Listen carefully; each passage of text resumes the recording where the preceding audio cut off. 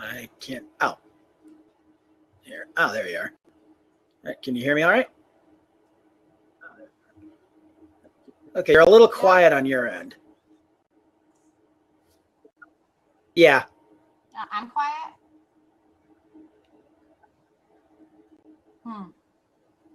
I can talk louder. I mean. All right. So the topic for debate today is minimum wage in America should be raised, and I'm going to have a lot of points to get into. So I don't want to completely hog all the time. So I'll just start with a fairly simple mathematical one, in that had wages not stagnated around 1968, the minimum wage today would be maybe a little more. This is only a rough estimate, but $21.16. Now the Fight for 15 movement, which is currently which is still going, has been going strong for a couple of years now, I think. Often get lambasted, acting as if their demands are somehow ridiculous or over the top, when really what they're asking for is actually less than what inflation rates say they should be getting now.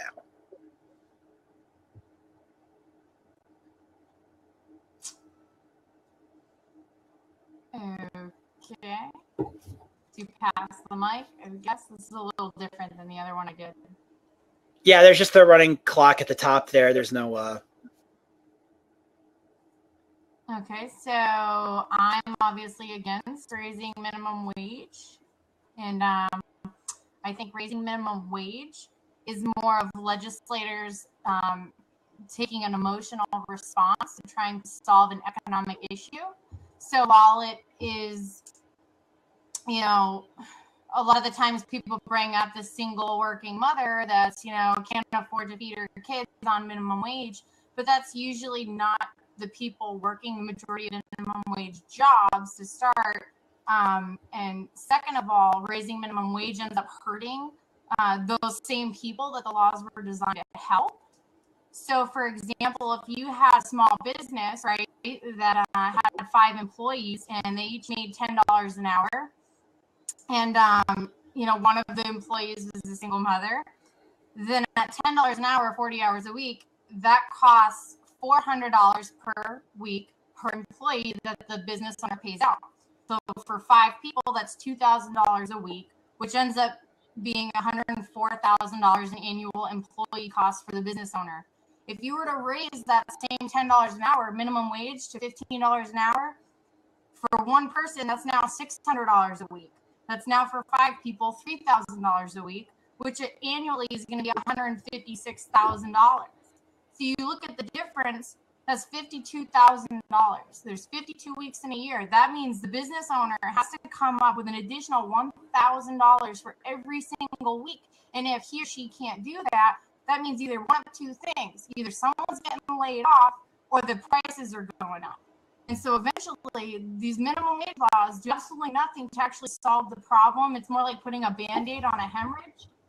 And what ends up happening is that single mom who can't afford to feed her kids, she's probably going to be the one to let go for the sole fact that having a child ends up coming with more responsibility, because she's going to have to take more sick days when the kids get sick. So it ends up, these laws end up hurting the very people that they're designed to help. Although the laws were proposed with good intention, you can't, have an emotion-based decision trump logic-based decisions. So.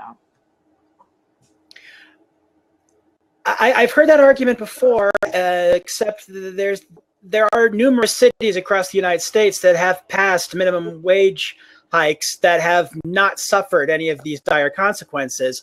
And plus, and this is one point where I will admit that I didn't do the amount of research that I should have, but it's my understanding that with small and upstart businesses, there actually are exemptions to the minimum wage law, particularly, businesses that are less than a couple of years old, because as I understand it, most new businesses operate at a loss for the first year or two of business. That's just sort of that's sort of the risk you take when you're starting your own business. And yeah, I mean, I'm definitely for, doing things to make things easier for them.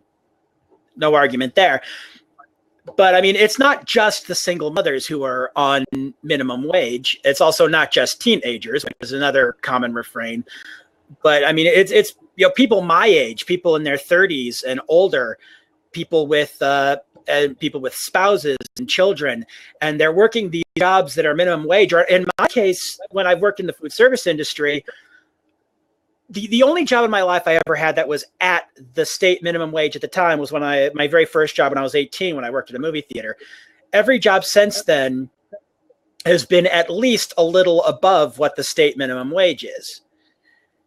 And even with it being above, and even having a roommate to pay half the bills, even having family that is willing to help me out when in a pinch, I still was barely able to get by. I ended up having to go on public assistance, food stamps, welfare, which is, of course, taxpayer money. I mean, including my own taxes, I pay into that. That's part of the unemployment insurance thing that they take out of my paycheck every week or every 2 weeks, depending on where I was employed.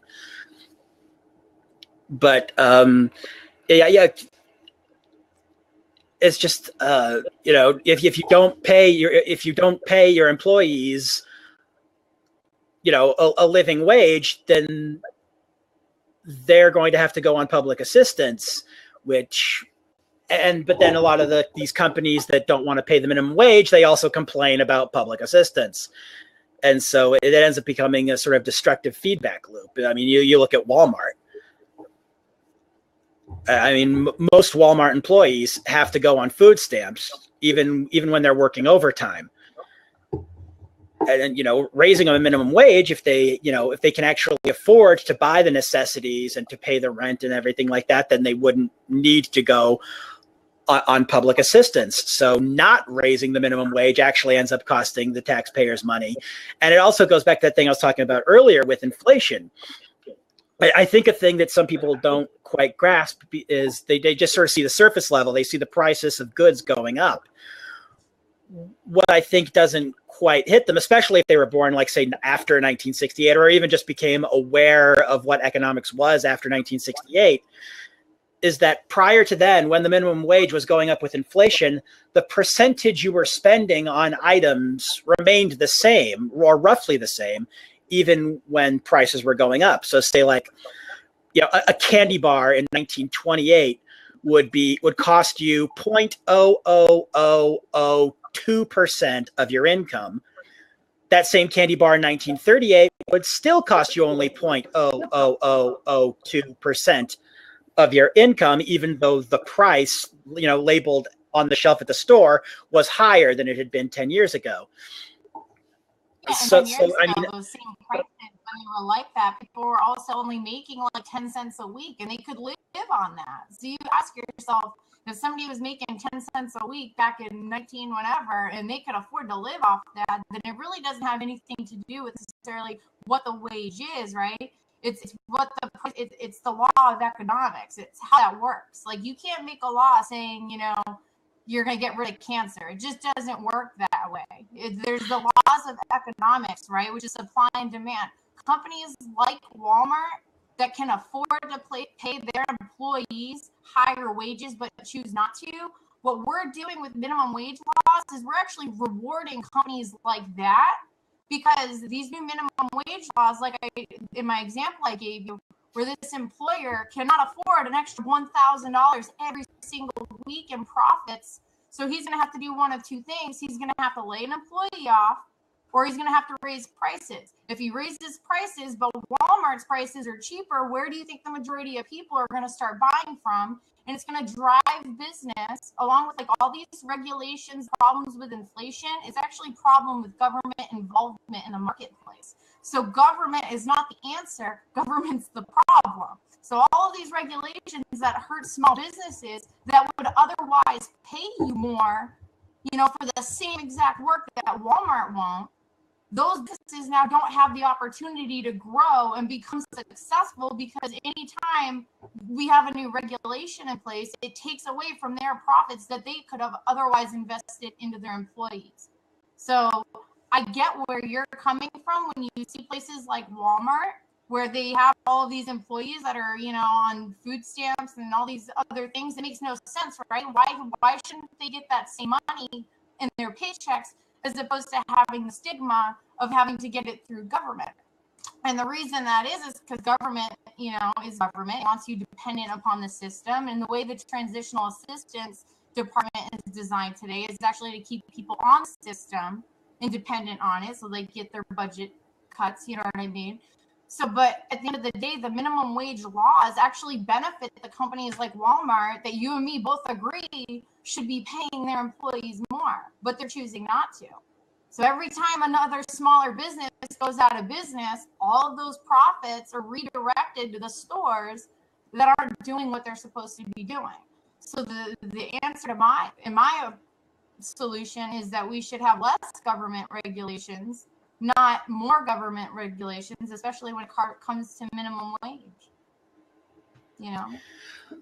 Well, I again would point to places like Seattle and varying states and other capitalist countries like us, that are culturally similar, like say Australia, where they have higher minimum wages, and a lot of these things that you talk about happening just didn't happen. I mean, and let's face it, we don't actually have a free market economy. I know that we Americans like to think we do, but when you look at things like, the biggest subsidies tend to go to companies that literally do not need those subsidies. We're talking like billion-dollar industries like the oil company. And and it's just, oh, damn it. I lost my train of thought there for a second. Hang on one second.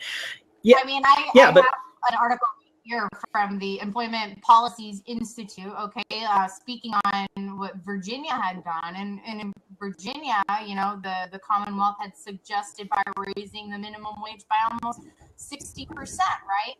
So they actually had negative consequences, right, where minorities were actually affected more so than other groups when it came to the loss of jobs, right? Because there's going to be a handful of people that are going to get more in their paycheck, and there's going to be some people that are going to actually lose their job because of the reasons I told you earlier, that not every business is going to be able to afford this rate increase.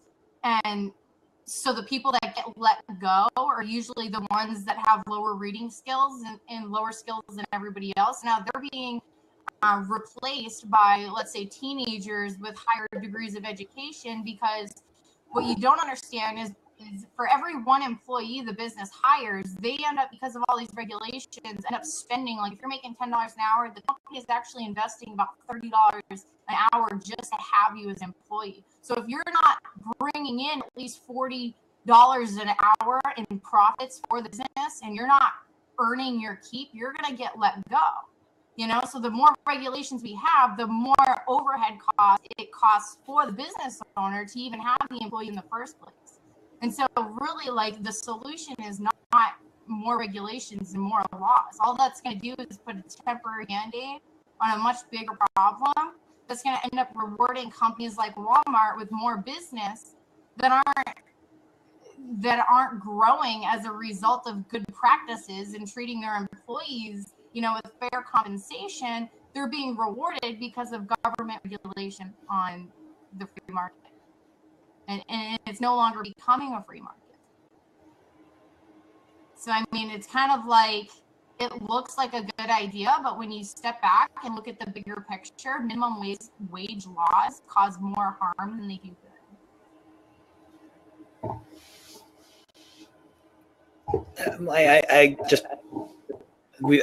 I point out that there are just numerous counterexamples for that. I think one of the biggest problems really with minimum wage at all is when a company is paying you only minimum wage, what they are literally telling you is that I would pay you less if I possibly could. And so, that is kind of why you need laws like that. Otherwise, you're effectively, paying slave wages. And it's like, I mean, Henry Ford, for all his many faults, and up to including the Nazi sympathizing, he kind of had the right idea when he had the whole, you should pay your employees enough that they can afford to buy your product. So if somebody's not worth $15 an hour now, like let's say their skill set isn't worth $15 an hour, by setting that minimum wage, you're not going to do one, you're going to deprive people that aren't worth $15 an hour, so to speak, the ability to get a job and set the terms and conditions of their own work. So if somebody and that's the other thing, is that when you support things like minimum wage laws, you're trampling on someone's right to enter into an agreement with somebody else. Nobody says that you have to go work for Walmart. Nobody says you have to work anywhere. So if you decide to get a job and agree to work for $8 an hour, that's your own agreement. You've entered into that as an adult. Like if you're over the age of 18, where you work is up to you. So to say that government needs to almost like parent your agreements, it's almost like you're trampling on people's rights. If I want to go work for somebody for $10 an hour, shouldn't I have that right?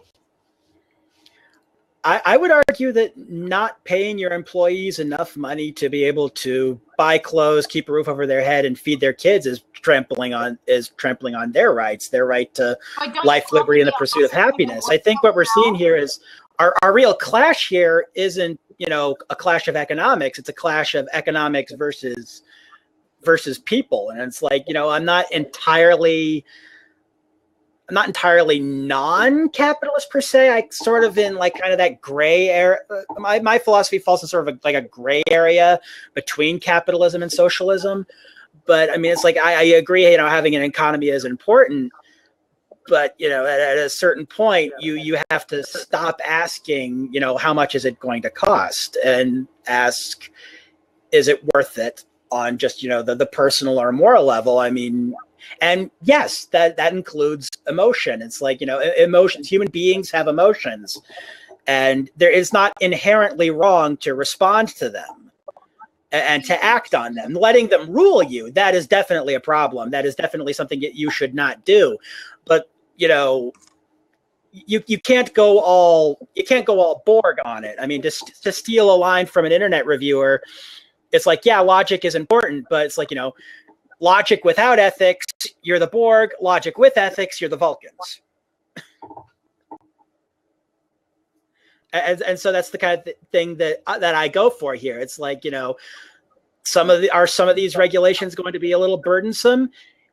Yes, but I would frankly rather have some burden on an industry than, worry about whether or not my spinach is going to have salmonella. But see, that's the thing you're missing, right? Like you keep bringing up emotions. Like emotional decision making is different from logic-based decision making. And you're basing your support of minimum wage on your emotions because you feel people deserve it, right? But the employers that feel the same way as you are the ones paying their employees as much as they can, given what they bring in, right? It's not Walmart, right? And it's not companies that are run by people that are greedy, right? They're still going to be greedy when you raise these minimum wage laws, right? And so one of two things are going to happen. They're not going to take a pay cut. They're going to raise prices, or they're going to lay people off. The businesses that can't afford them. Like the ones that can, they're just going to raise prices, and then the rest of the consumers are going to nothing's going to change, right? So now you have Dunkin' Donuts, for example, paying all their employees more, but you go in and a cup of medium coffee is an extra 50 cents. So they're not going to lose. You can't legislate morality. You have to allow free market principles to reward the right businesses and stop creating legislations that are going to drive employees and drive prices up and put people out of jobs. So if the minimum wage is $15 an hour, why not make it $100 an hour, right? Because then we'd all have a ton of money that we could spend, right? I mean, why stop at 15? Let's legislate it, make it so. How do you go from that? Wouldn't work, would it? There would be. How do you go from? Right? I mean, $15 an hour is, again, as I pointed out earlier, less than what the minimum wage would be, the federal minimum wage would be right now had it kept going up with inflation. How do you go from that to $100 an hour? That seems like a rather extreme extrapolation. No, who's responsible for inflation? The government, right? The same government that is suggesting minimum wage laws that are going to curb the problem. Like you can't have regulations in the marketplace because it's gonna hurt the principles of the marketplace. Free market principles. People are gonna go to where they're treated right, where they're paid right. They don't need all the government regulations. You would work if you had the opportunity to work between a job, like the same job, one pays you 50 and one pays you 10. You're gonna go to the one paying you 15, right? And then somebody else is gonna get the $10 job and work their way up. But now we're completely eliminating all of the $10 jobs. Companies are replacing employees with technology. This is the reason you go to a lot of supermarkets now, and there's less cashiers, and there's more of the the self checkouts and stuff. So now you're gonna have to go and get a college degree and become an IT tech person and build all of these technology devices that are replacing humans because it's more efficient to do it that way. And so you're actually like eliminating jobs, so you really can't use laws to create a more principled market. Like you got to reward good behavior by going to where your employer's treating you right, and people need to be able to choose who they work for. So if you can't find a $15 an hour job right now, I don't know what your work situation is, but if you can't find a $15 an hour job because now there's only so many of them to go around because half jobs were replaced with computers or technology, right? Wouldn't you want at least the option to work a $10 an hour job in the meantime so that you have something to live off of as opposed to nothing? Well, stepping back a couple of paces because I didn't get the chance to respond to it earlier. You brought up the medium cup of coffee costing an extra 15 cents. If you're making a bigger wage, that extra 15 cents is going to have a net effect of nothing on your personal income. And then you bring up the automation.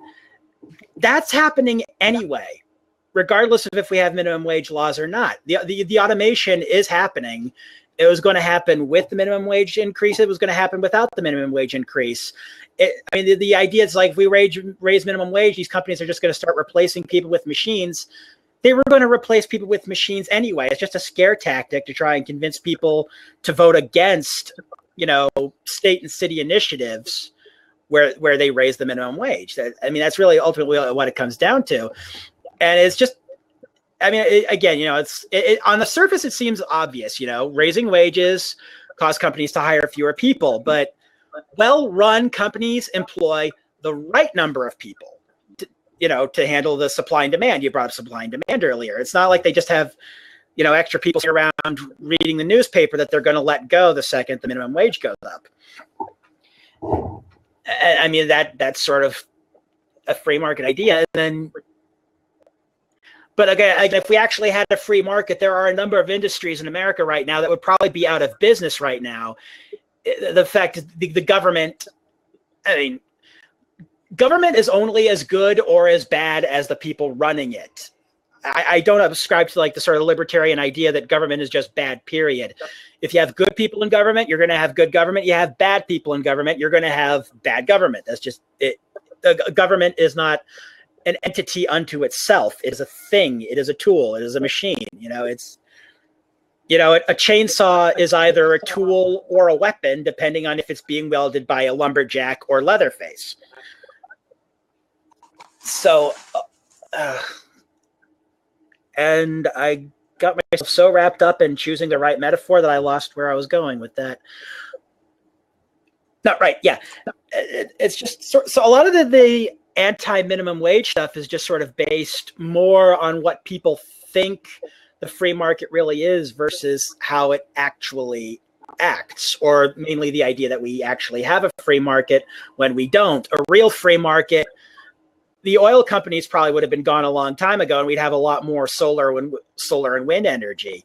a lot of gun manufacturers probably would have gone out of business. I mean, probably not all of them, but the ones that will actually go out of their way to advertise, fingerprint proof handles, they probably would have been sued out of existence a long time ago. So it's like, I mean, a lot of the stuff you're saying, it's not that it's like, inherently wrong or evil or anything. It just sort of seems it's more like surface level. It's stuff that looks good on paper, but then when you look at, everything else, when you look at history and and history and region and just all sorts of other factors that I probably would never come up with if I'd spent a week researching this. It just all comes down to that, it doesn't, no matter how many times we get told that raising the minimum wage is somehow going to be a bad thing, we see time and time again where it isn't. I mean, there's tons of people that have lost their jobs because of minimum wage hikes. Like, that's documented in statistics. Like, legislation cannot repeal the laws of economics. You know what I mean? It's its own thing. It's like supply and demand, right? Like, you can't make a law to, ban all drugs. It doesn't keep drugs off the streets. They're still there. It's a supply and demand, right? If there's a demand for work, there's going to be a supply of workers to work those jobs. You know what I mean? What we're doing with minimum wage increases is we're rewarding companies, right, that don't take care of their employees. With the small businesses closed, usually smaller business, like localization, right? Like, your local representatives are more likely to care about you than the representatives in Washington, D.C., right? Same with smaller businesses. Smaller businesses tend to have more morals, more principles in terms of how they treat and work with their employees. And generally, they take care of their own because they're so dependent upon the work of their employees. Like, I worked for a small business all summer last year. It was a hybrid car shuttle service. I mean, they paid me well over the minimum wage to start, because I was qualified for that position. But I've worked jobs, minimum wage jobs, and there's nothing wrong with working an entry-level job. And I think they should exist. Lower skilled jobs deserve to have lower pay. And it's one of those things that we have to transition. We have to work up experience. There's a reason we can't make the minimum wage $100 an hour. Like, right? It's like, do you think that would work? Which no one is currently asking for, by the way. I mean, if raising the minimum wage was a feasible economic plan to create jobs and make everybody's lives more prosperous, then why wouldn't we just raise it for $100 an hour for everyone in America? Right? Don't you think employers would be a lot more picky about who they'd hire, and there'd be a lot more people getting laid off? I at the risk of sounding rude, I gotta say this, like, why not just make the minimum wage $100 an hour for everyone? It's sort of the same line of thinking that people was like, well, why don't they just make the entire plane out of the material they use for the black box?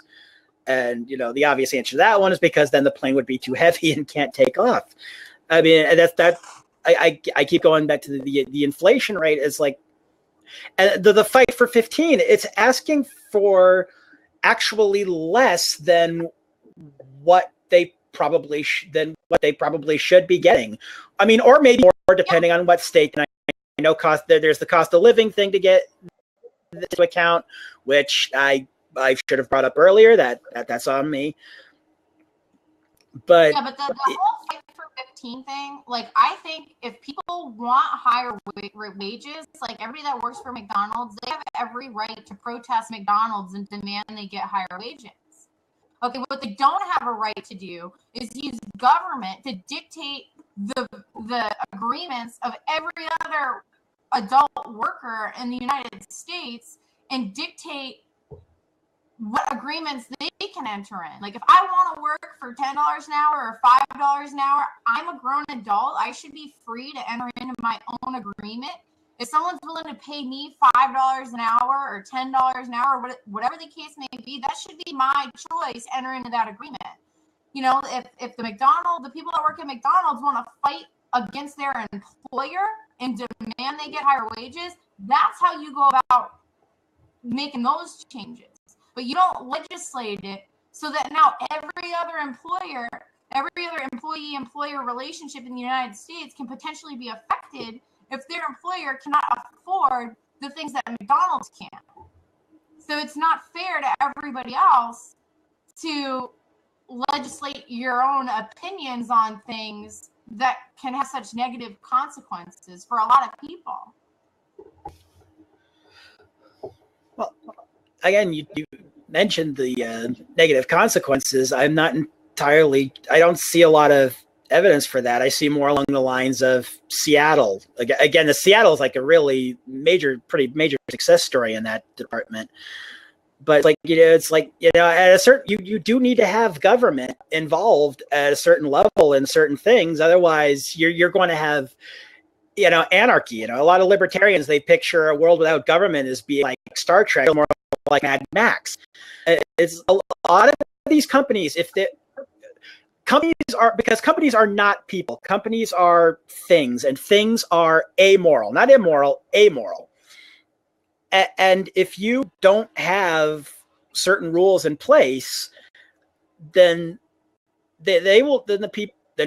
people who run them will have every incentive to screw you over. I mean, hell, from a purely free market standpoint, slavery is a great idea because, God, can you imagine how much money you could make if you don't pay your employees anything? I mean, at the end of the day, what it comes down to is that if you work in this country, you should make at least enough to be able to feed yourself and your family, at least. And if companies can't do that or won't do that, then, somebody's got to step in. I mean, I know that's kind of the bumper sticker slogan version of it. And I know it's a lot more complicated than that. And I'll admit that there are things about economics that I don't understand. And also, one thing I definitely learned in college is that when it comes to economics, a lot of what works is incredibly counterintuitive. There are so many economic policies that we've had in this country that have worked that, if you just sort of casually look at them, you just sort of glance at them, they seem like really horrible, stupid ideas. And yet they actually work. It is just so bizarre. And I can understand why there are some people who don't want to talk about the subject at all the way we are. And because let's face it, economics in general is just a hot mess. I think we can agree on that, at least.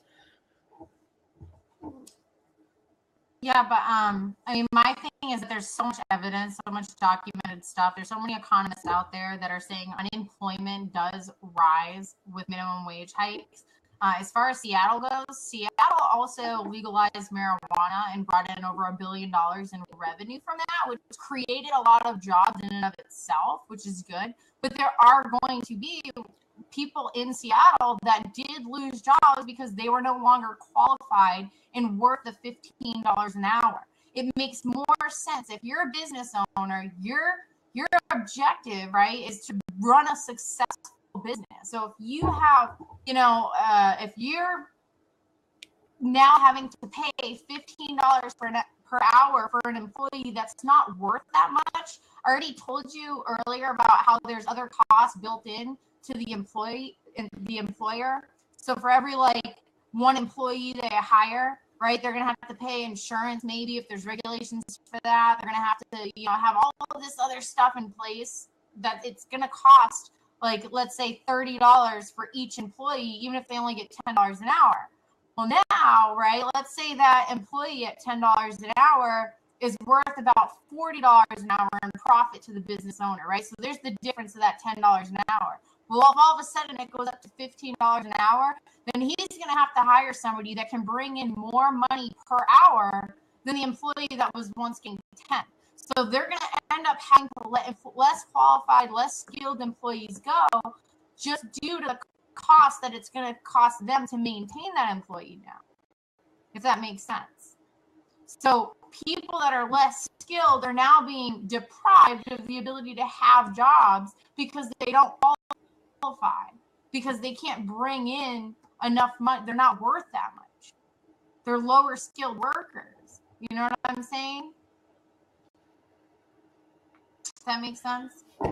Well, I think one thing that might help with that is Medicare for all. Then employers don't have to worry about paying for insurance. That would save them a ton of money right there. They could easily afford to cover minimum wage, regardless of what the state's minimum wage is, if they didn't have to worry about the insurance. And Medicare for all would definitely be a great way to take care of that. But that's another topic. Well, I mean, well, like, oh, go ahead. I was going to say that one of an economist on Forbes that actually suggested that because minimum wage increases the unemployment rate, raising minimum wage, that his suggestion was to actually raise the earned income tax credit on lower income earners by requiring lower income earners, to have a bigger tax credit at the end of the day. But still, like, there's so many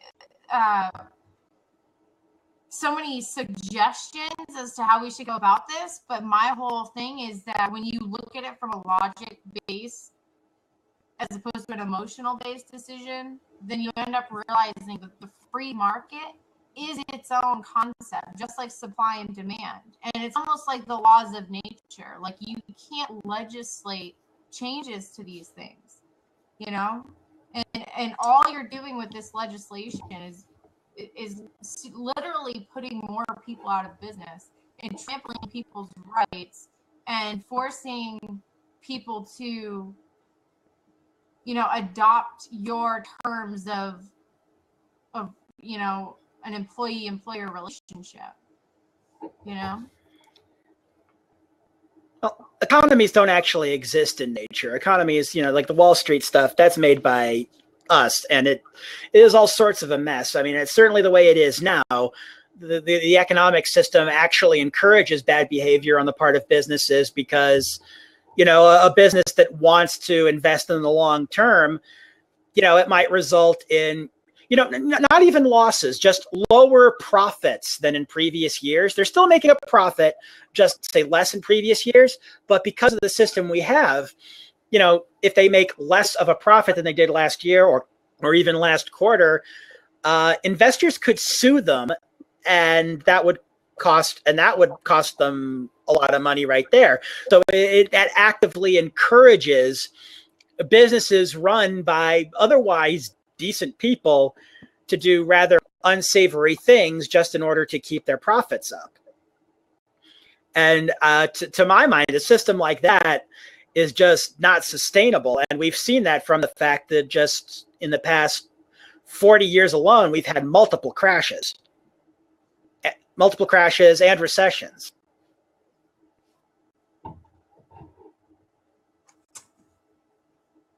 I think there's plenty of data out there that, that shows exactly what happens when we have more regulations, when the government gets involved in the marketplace.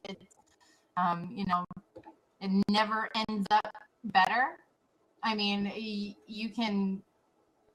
going to end up better for the shareholders in Walmart. It's going to end up better for, a small handful of people, but the businesses out there that take care of their employees, that pay their employees well, like, they're doing that. They don't need to be told to do that. They do it on their own. And as they increase their profits, like you saw with Market Basket, like they had that Ari Demoulas,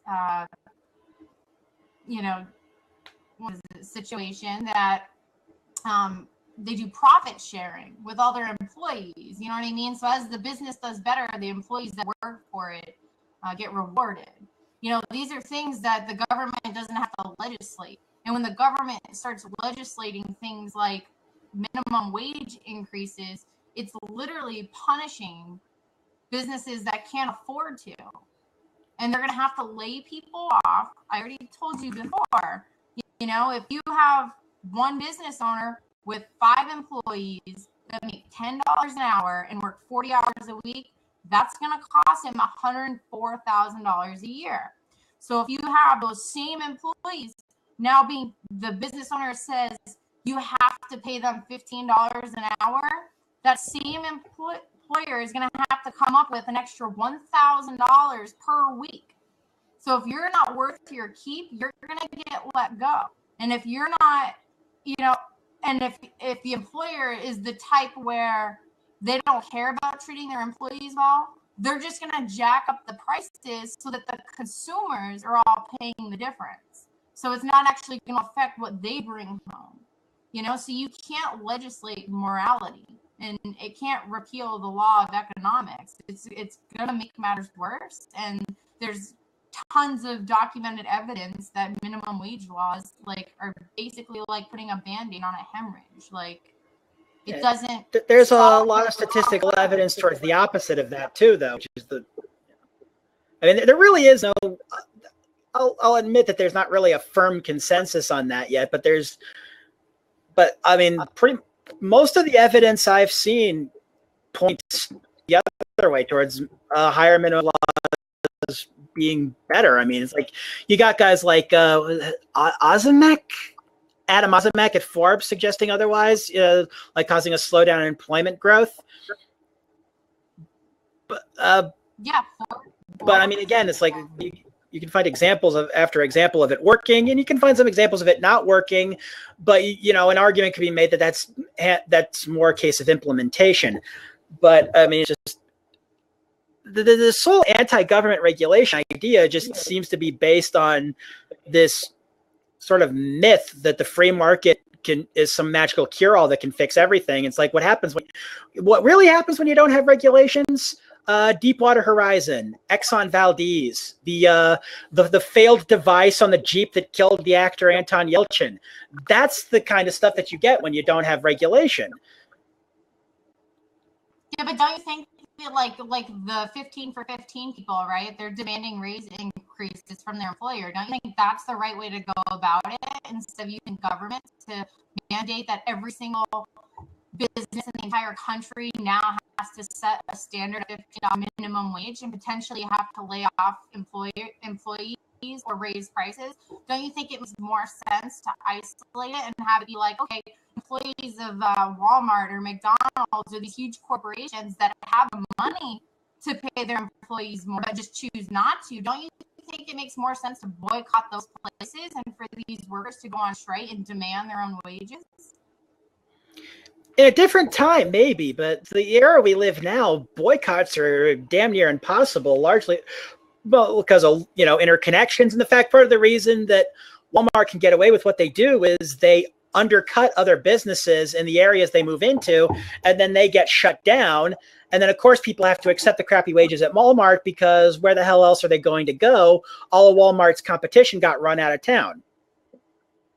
But eventually, there's only going to be Walmart to work at. If we keep raising these minimum wages, driving all the businesses, all the business to big corporations, allowing them to get monopolies on markets. This is what's going to happen long term if we just keep raising and raising wages, if you don't like, well, if the only thing we do is raise the minimum wage, then yeah, but you should be you got to have diversity of tactics. You got to have a multi-pronged approach.